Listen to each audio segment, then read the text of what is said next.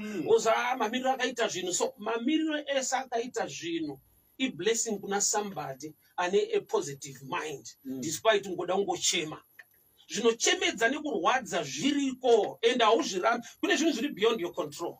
Zvafane bhuku raJudges chapter 11 mukomana ainzi Jephthah zvanzi aiva mwana wechifeve hama dzake dzikamudzinga pamba.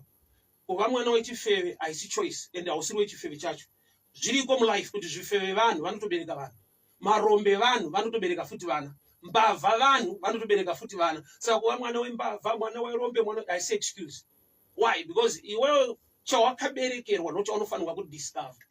Nzira dzakakunza panyika haisi nyaya. Chawakaunzirwa ndo nyaya. So unogona kuuya musystem munyika ine zviri kurema zvakaoma but wopeta here maoko woti zvinhu zvichaita bho.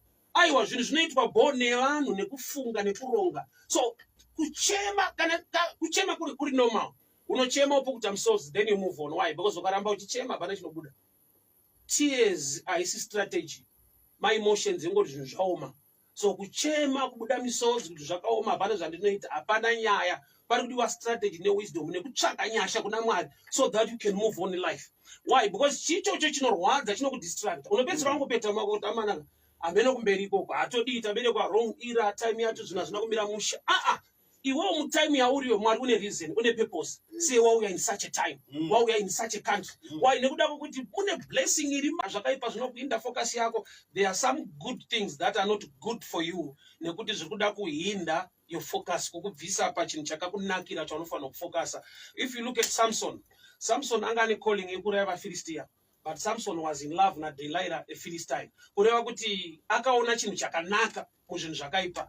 At the end Delilah akaronga nevanhu vakamubvisa maziso. Kureva kuti there are times ekuti zvinhu zviri bho hazvisi bho pane imwe nguva kana uchiunderstanda your destiny uchiisa value pazvinhu zvakakosha muupenyu. I've got my uncle sekuru wangu wadriver magonyeti vaenda kuSouth vaenda kuMozambique. Sekuru wangu waifanira kuwana opportunities ekuti vaiteka business nekudii but vaingoti vakadzoka nyaya one yavaikuudza kuti mufana bhebhi riri pamuzanzi.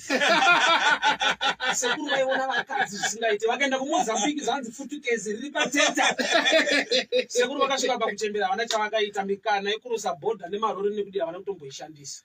Nyaya kuti focus yavo yakabiwa nekunakidzwa nekuona zvinhu zvakanaka. So there are things that are good but they are not good concerning your destiny. Unofanira kubva mazviri. Saka kurumurwa kubva muzvinhu izvozvo zvinotora wisdom. Akakopa wrong area. Munhu akakopa baba Abrahamu vanhu vakadza vakawanda zviri muBhayibheri but kukopa kuti aiva nemari aita strategy kuita mari anongokopa kwakadzi chete. So there are times ekuti we are copying wrong things. We are designed to learn from others, not to copy from others. Every environment yauri yakakunakira if you go deeper in learning, thinking, neku adjust life ona kuti zvinofamba sei. Kungezi platinum yaiva mareserva kwaitwa zvimbambaira vanaita mbambaira pakwaya munhu akabvisa vanhu pakatanga kuitwa platinum ya revenue to the nation. But pane nguva yekuti paitwa zvimbambaira munhu achiguta nemhuri yake. So you can be in a place in a platinum wofa uri kumbambaira. Why? Because hauna research, hauna kuenda deeper. Every area yaunoti haina chinhu ine chinhu kusvika wane dzimwe pfungwa dzinoziva. Solomon was the richest guy in Bible, but do you know kuti anga asina phone? Cell phone anga asina.